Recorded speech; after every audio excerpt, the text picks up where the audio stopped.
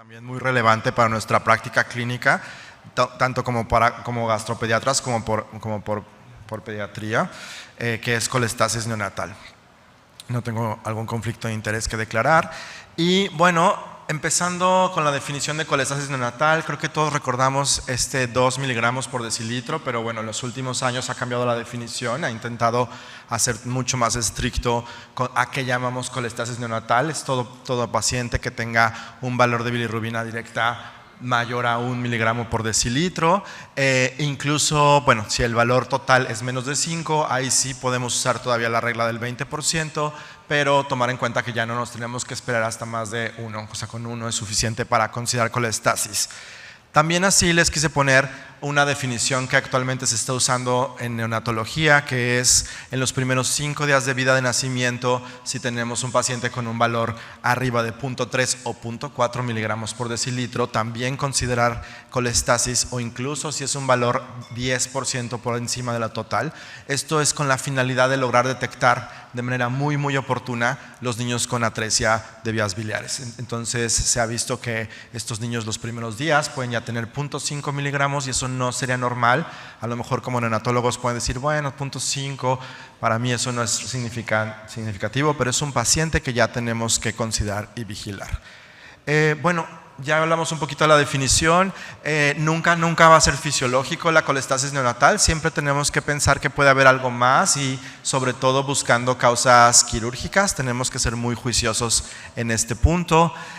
Hablarles un poquito de la epidemiología. Sabemos que puede haber 1 de cada 2.500 lactantes, esto es bastante frecuente la colestasis. Muchos van a tener una etiología idiopática, sin embargo parte de nuestro trabajo será evaluar si se trata de algo multifactorial o se trata de algo quirúrgico que tengamos que actuar, o bien de algo metabólico, que también hay que considerar los diagnósticos metabólicos e incluso algo sindrómico. La nutrición parenteral sigue siendo una de las principales causas de colestasis en las terapias neonatales, donde sabemos que después de 14 días de nutrición parenteral, el riesgo de tener colestasis puede ascender hasta el 70%. Sobre todo si utilizamos emulsiones lipídicas con aceite de soya, que eso es algo que hay que considerar también. Y los pacientes con intestino corto, incluso aunque seamos muy cuidadosos y usemos estos lípidos de SMOF lipid y incluso hagamos como estas ventanas de retiro de la nutrición parenteral por unas horas al día, se estima que 20 a 30% vamos a tener una colestasis neonatal. Bueno, desde el punto de vista clínico, sabemos que los signos y síntomas son importantísimos para nosotros. No solo vemos laboratorios, ni solo vemos perfil de bilirrubinas. Somos muy juiciosos en evaluar todos y cada uno de estos pasos, sobre todo para intentar buscar si estamos ante algo metabólico, que generalmente son pacientes que tendrán alteraciones neurológicas o una esplenomegalia muy temprana. Las facies, a veces, por ejemplo, síndrome de la Gill, puede ser muy difícil diagnosticarlo en la USIN, pero ya como que con el ojo de buscarlo intencionadamente es algo que podemos intentar lograr. Esta escala colorimétrica que ven acá, nosotros la tenemos en la cartilla nacional de vacunación. Todas las mamás tienen esta cartilla y tenemos esta hojita donde si las evacuaciones son 1, 2, 3, tienen que ir al hospital o tienen que acudir. Todo esto es con la finalidad, es una práctica pues que intenta detectar tempranamente atresia de vías biliares y nos ha servido tener esto en la cartilla de vacunación. Desde luego, si el paciente se presenta en la USIN o incluso en los primeros 3 meses de vida con falla hepática y colestasis, tenemos que enfocarnos más bien en estos 3 diagnósticos que son más de origen metabólico, porque habitualmente un paciente multifactorial pues no nos va a hacer una falla hepática. Dentro del abordaje bioquímico, todo paciente con ictericia, y eso es un mensaje importante, tiene que tener un perfil de bilirrubinas en las primeras 2 semanas de vida. No esperarnos demasiado. O sea, si tenemos un paciente ictérico, sí tenemos que seguir permeando a todos nuestros pacientes, sobre todo los de primeros papás, de que estar amarillo el bebé puede ser fisiológico, sí, pero si tenemos 2 semanas con ictericia, sí o sí requerimos un perfil de bilirrubinas. Si tenemos colestasis, ahí tenemos que hacer ya el abordaje. Y desde luego primero buscar estas causas que ven acá, que son como que las causas que podemos tratar y que si no tratamos a tiempo, pues va a ser bastante perjudicial para los pacientes, ¿no? Sobre todo galactosemia, tirosinemia, tenemos que ser muy rápidos en cambiar el tratamiento e incluso pues si es una cuestión infecciosa tenemos que actuar de manera rápida y oportuna. A veces nos sirve tomar en cuenta la gamma glutamil transferasa, la GGT, porque aquí sí tenemos 2 escenarios en los que tenemos una GGT menor a 125, tenemos como ciertas enfermedades que nos pueden dar esto en colestasis, como por ejemplo la colestasis intrahepática familiar o incluso un panhipopituitarismo, que es clásicamente normal ver colestasis con GGT normal. Por el contrario, cuando esté elevado, pues nos vamos más hacia cuestiones como atresia de vías biliares, algunas infecciones, incluso fibrosis quística, podemos tomar en cuenta estos diagnósticos.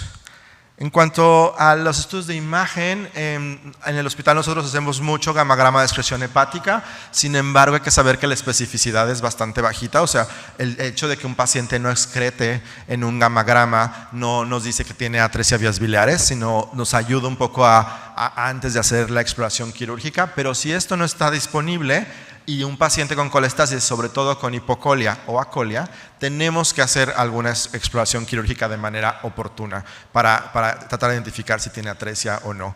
En el ultrasonido también es muy común que nos los manden como, no es atresia porque encontramos una vesícula biliar visible en el ultrasonido. Esto sabemos hoy en día que no nos descarta el diagnóstico de atresia de vías biliares, y hay algunos signos clásicos de ultrasonido que se presentan en niños ya muy grandes, que no queremos que lleguen los niños tan grandes y más bien puede ser que veamos un ultrasonido normal y eso no descarta atresia de vías biliares.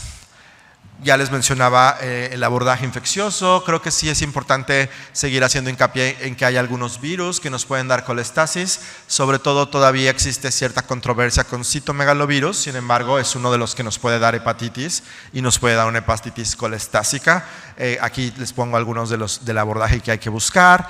Y desde el punto de vista metabólico es importante que aunque parezca que el paciente, por ejemplo, es una atresia de vías biliares, eso no descarta que no tenga hipotiroidismo, que no tenga un panhipo, que no tenga alguna otra enfermedad. Entonces como que buscar en ellos hacer un tamiz metabólico ampliado y sobre todo si la GGT está normal en un inicio, tenemos que ir a buscar el eje hipofisiario porque ahí tenemos que buscar de manera inicial un panhipopituitarismo. También enfermedad de Bollmann, esta deficiencia de lipasa ácida lisosomal, es algo que se puede presentar de manera neonatal y hay que tomarlo en cuenta. Bueno, aquí hay algunos hallazgos clínicos con los que podemos nosotros echar mano para intentar dirigir un poco nuestro abordaje diagnóstico. Sin embargo, en colestasis también es cierto que a veces puede no verse tan claro y de todos modos tenemos que hacer el abordaje completo. El papel de la biopsia hepática cada vez me parece que puede tener ahí ciertas reservas, sobre todo porque ahora tenemos muchos estudios metabólicos moleculares que vamos a hablar un poquito más adelante. Sin embargo, intencionadamente una biopsia hepática nos puede ayudar a buscar alguno de estos diagnósticos, como es una atresia de vías biliares, la deficiencia de alfa-1-antiotripsina, la hipoplasia de conductos biliares, colangitis esclerosante neonatal, una infección por citomegalovirus la podemos ver en una biopsia. También incluso, por ejemplo, una deficiencia de lipasa ácida. Sin embargo, como aquí lo pongo, a veces tenemos imágenes histológicas clásicas de atresia de vías biliares y el problema es metabólico. Y eso es algo muy complicado de leer las biopsias hepáticas. No nos vayamos solo con la idea de que, si la biopsia me la reportaron como una hepatitis inespecífica, no tiene atresia, o al contrario, una biopsia muy compatible con atresia podría tener un trasfondo metabólico, y aquí por eso les menciono que lo importante es un abordaje completo para poderlo diagnosticar. Bueno, cuando hablamos de buscar estudios moleculares, como ven acá, cuando hablamos particularmente de las enfermedades metabólicas, que es algo que que yo en el hospital dirijo la clínica de errores innatos del metabolismo, pues estos estudios costo-efectividad hemos visto que si yo a un paciente con colestasis le pido succinila acetona, perfil de aminoácidos, actividades enzimáticas, electrolitos en sudor, que a veces un bebé es muy complicado hacerlos, ácidos orgánicos en orina y una biopsia hepática además, como que este costo que nos puede generar para hospital es mayor que incluso si hacemos un estudio molecular como una secuenciación de nueva generación, ¿no? En el pasado, hace algunos años, decíamos, bueno, una secuenciación nos cuesta carísimo, pero cada vez hay más evidencia de que es más barato hacer una secuenciación de manera oportuna, porque ahí tenemos un panel que podemos evaluar muchos diagnósticos, que hacer todo lo que tenemos que hacer hoy en día para llegar al mismo punto diagnóstico. Los paneles de colestasis que tenemos actualmente pueden reducir mucho el costo del estudio, o sea, no es lo mismo hacer un exoma completo, un exoma clínico e incluso un panel de mutaciones. O sea, son tres tipos de estudios que se hacen con el mismo equipo. Sin embargo, el panel de mutaciones es mucho más barato y depende del panel. Por ejemplo, aquí les puse este de la Clínica Mayo, donde tenemos una gran cantidad de genes estudiados y entonces podemos como al menos tener la certeza de que estas mutaciones están normales. Sin embargo, aquí la clínica nunca va a dejar de ser importante, porque tenemos pacientes que clínicamente parecen una enfermedad metabólica o una fibrosis quística y a lo mejor el panel salió normal. Entonces, donde tenemos que irnos a un exoma clínico o incluso un exoma completo. Entonces, no crean que los genetistas ya nos van a quitar el trabajo a los gastroenterólogos. En realidad, esto es un trabajo en equipo donde la parte clínica me parece fundamental. Bueno, aquí les quería mostrar estas imágenes para que recuerden un poquito el síndrome de la Gill. Este caso que les pongo acá es un bebé que, si lo vemos en la UCIN, tal vez si yo fuera pasando por ahí para nada pensar en la Gill, pero ya de perfil como que vemos la frente prominente, vemos el mentón que está también bastante prominente, revisando sus ojitos podemos encontrar un embrotoxón que está ahí señalado, a lo mejor alas de mariposa. Entonces es un diagnóstico que desde cierto punto de vista clínico podríamos sospechar. Sin embargo, esta publicación que les pongo acá, que ya está por salir la publicación, este fue un artículo que llevamos al Congreso Mundial de Gastro en Buenos Aires, donde pusimos nuestra serie de casos, donde teníamos el exoma y la mutación para la Gill, tanto de los dos genes, tanto JAK como Notch2, donde la mayoría de los pacientes incluso no cumplían, si vemos ahí los porcentajes, ningún paciente en realidad cumplía como Alagille clásico del libro que nos enseñaron, y entonces es ahí donde también nos tenemos que de nuevo cuestionar. ¿Tendríamos que estar haciendo a lo mejor más estudios moleculares? Seguramente sí, porque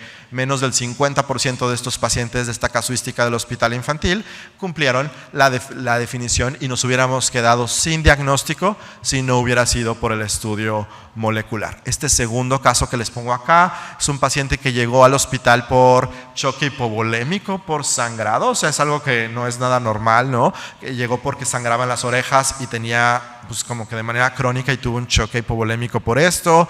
Nos parecía un poco la frente prominente, tal vez el mentón no tan relevante, tenía muchas lesiones de rascado, ahí incluso podemos ver unas lesiones escrotales de rascado, y bueno, ahora ya ahí se veía mucho mejor, pero en las imágenes iniciales tenía muchísimo rascado. La GGT, de nuevo, estaba normal, entonces esto pues nos hacía pensar tal vez en Alagille. La biopsia hepática nos reportó hipoplasia de conductos biliares, o sea, pensábamos totalmente en Alagille, pero hicimos el estudio molecular y encontramos esta mutación en el gen ATPB8, que es característico de PFIC o colestasis intrahepática familiar tipo 1. Entonces, pues como de nuevo les digo, o sea, sí creo que esta diferencia entre lo que aprendimos tal vez en libros de colestasis y lo que estamos viendo hoy en día puede ser distinto, y este paciente ahora tiene colestasis intrahepática familiar diagnosticada, ¿no?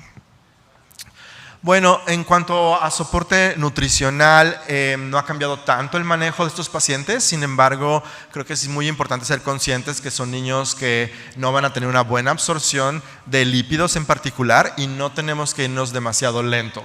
O sea, tenemos que ser agresivos con el tratamiento nutricional. Triglicéridos de cadena media casi al 70% de su dieta. asegurar al menos un 10% de aminoácidos ramificados para poder asegurar una buena cantidad de proteína, incluso 3 gramos por kilo de proteína.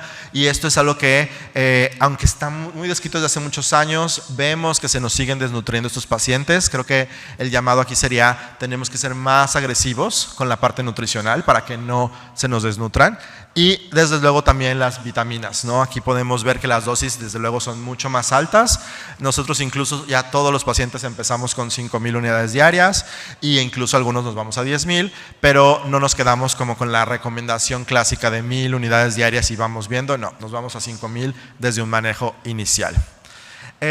También tomar en cuenta que el tratamiento médico para colestasis como tal pareciera que no ha cambiado mucho, es el ácido ursodeoxicólico, algunos antihistamínicos, algunos otros medicamentos. Sin embargo, nuevos tratamientos como los inhibidores de absorción de sales biliares o de ácidos biliares que se conocen como IBATs, estos nos ayudan a reducir la absorción de esta circulación enterohepática, es decir, inhiben la absorción al nivel del íleon terminal, y lo que provoca es que reduzcan los niveles de ácidos biliares en sangre, y esto se ha visto que a largo plazo reduce el prurito, y en los estudios como de seguimiento, sobre todo en España, que es donde más pacientes tienen, México participó con esa corte, vemos que incluso hay pacientes que no se tienen que trasplantar porque con estos medicamentos reducimos la fibrosis. Entonces creo que también tomar en cuenta que estos tratamientos nos pueden ayudar muchísimo. Aquí pueden ver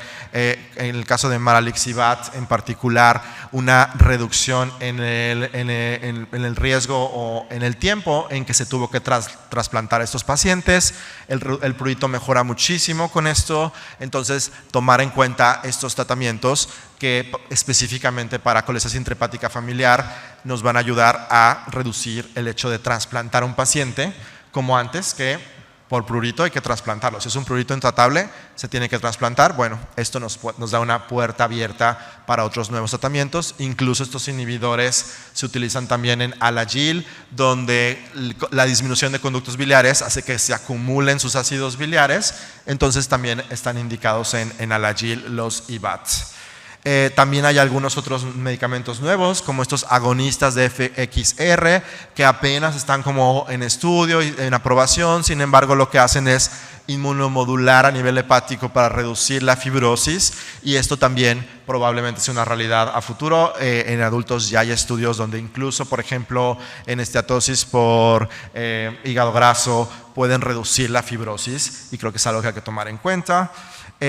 Tomar en cuenta el tratamiento quirúrgico, y aquí creo que lo importante es referirlo oportunamente. Nosotros somos un centro de referencia en México, sin embargo los pacientes están haciendo cirugía de Kasai alrededor de los 90 a 100 días, cuando ya a esa edad sabemos que no es un buen pronóstico, pero sigue sucediendo a pesar de todo esto que les conté y que esté en la cartilla de vacunación esta información. Entonces es importante hacer esto. Estos pacientes requieren un acompañamiento paliativo y psicología, porque a veces puede ser una colestasis multifamiliar, se cura y listo, pero otras veces vamos a tener hepatopatías crónicas. Entonces muy importante como el acompañamiento multidisciplinario e incluso la vacunación, no olvidarnos de vacunar.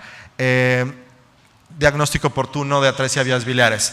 La Academia Americana de Pediatría nos recomienda incluso tomar niveles de bilirrubina a todo neonato que sale del cunero. A mí se me hace que esto es algo que a lo mejor no es tan práctico, pero bueno, se pueden medir con estos como medidores de bilirrubinas cutáneos, o sea, los que se utilizan como para la bilirrubina indirecta. Al final lo que mide son bilirrubinas totales, y si tenemos un nivel elevado con estos, tendríamos que tomar un control en las primeras 72 horas para buscar intencionadamente atresia de vías biliares, que es desde las primeras 72 horas podemos encontrar niveles elevados. Mis conclusiones de esta plática, bueno, como vieron, es importante diagnosticar, entender qué está pasando con el paciente. La clínica sigue siendo muy importante, el abordaje debe ser sistematizado, no podemos confiarnos de que tenemos un diagnóstico de atresia de vías biliares y que lo demás no es importante.